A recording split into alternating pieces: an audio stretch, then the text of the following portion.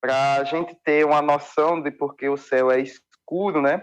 A gente tem que lembrar que a luz, né? Ela tem uma característica dual. Ela pode se comportar tanto como uma partícula como uma onda, né? E como ela se comporta como uma onda, ela tem as mesmas características de qualquer outra onda, né? Semana passada a gente viu como é essas características, né? Se tratando para explicar como é o som, e a mesma coisa vale para a luz, né? Como a gente tem uma faixa no espectro lá, né? Da intensidade sonora que a gente pode escutar, a mesma coisa é para a luz, né? Então, o que a gente chama de luz, né, é uma determinada faixa do espectro eletromagnético, né, que é a entidade que a gente chama de luz, né, que os nossos olhos conseguem captar.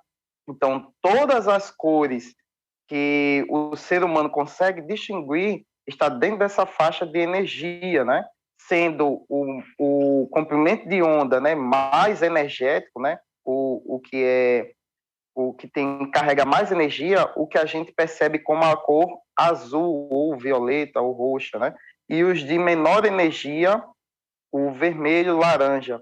Então, é dentro dessa faixa, que é uma faixa bem pequenininha, na verdade, que os nossos olhos conseguem captar, que está aí o que a gente chama de luz visível.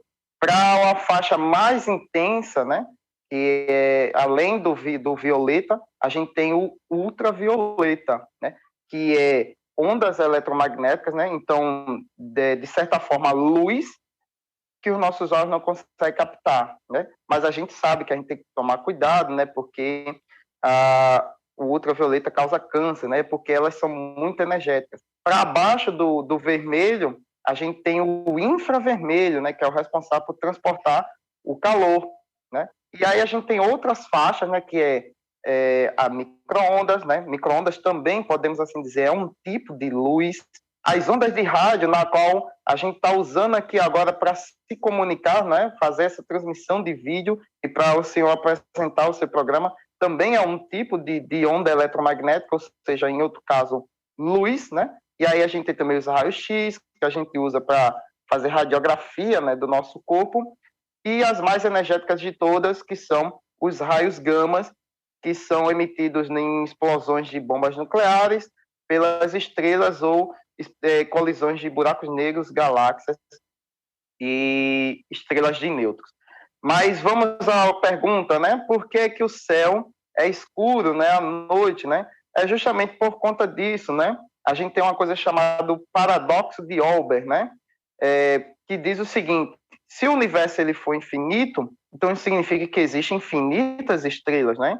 Então a soma de infinitas radiações visíveis deveria tornar o céu tão brilhante quanto o dia, né? Que a gente tem a predominação do Sol, né? Que está mais perto. Só que aí a gente tem um problema para resolver. Uma que a gente não sabe se o universo ele é infinito ou não, e outra que é o tempo que a luz leva para chegar até um determinado ponto. Porque lembre-se, a gente tem a noção de que a luz ela é infinita, né? Tem uma velocidade infinita, mas não é, né? A física já mostrou que a luz tem uma velocidade finita, embora seja mais alta conhecida de todo o universo, né? 300 mil quilômetros por segundo. Então, quanto mais distante o objeto, mais tempo vai levar para essa luz chegar até o observador, né? Que a gente viu em programas passados, né? Que quando a gente olha para trás, para distante no espaço, a gente olha para trás no tempo.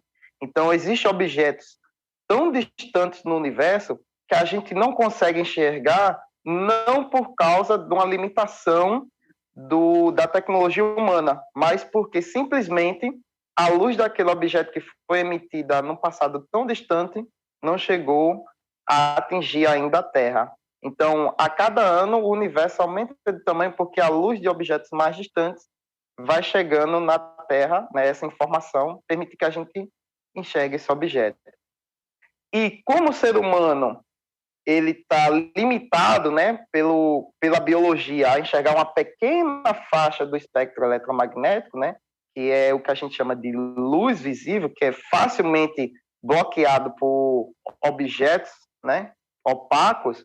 Então, quando a gente está no lado oposto da Terra, né, no lado em que está a sombra, o cone de sombra da Terra, essa luz visível ela é bloqueada, né, que é a luz emitida pelo Sol. E como as estrelas estão tão distantes, né, que não pode emitir luz suficiente para clarear a noite, né, a gente tem o céu escuro, né. Mas se o ser humano tiver essa capacidade de enxergar, por exemplo, né, captar em infravermelho, ou em ondas de rádio, ou em outras frequências, como micro-ondas, né?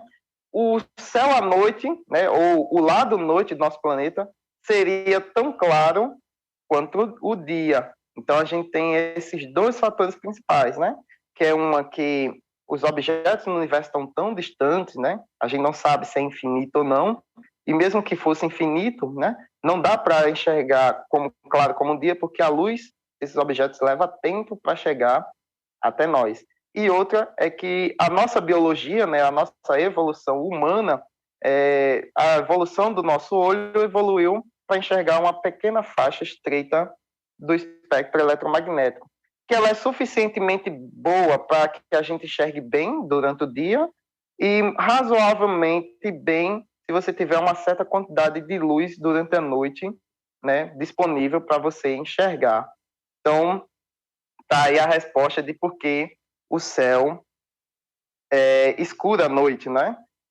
Mas lembrando que depende, né? É escuro por conta dessa limitação que a gente tem biológica no nosso olho. Né? Se não fosse isso, se a gente pudesse captar outras faixas do espectro eletromagnético, a gente poderia enxergar o céu à noite, né? Ou o ambiente noturno tão claro como o dia. Assim como algumas espécies de outros animais têm a habilidade de fazê-lo. Né?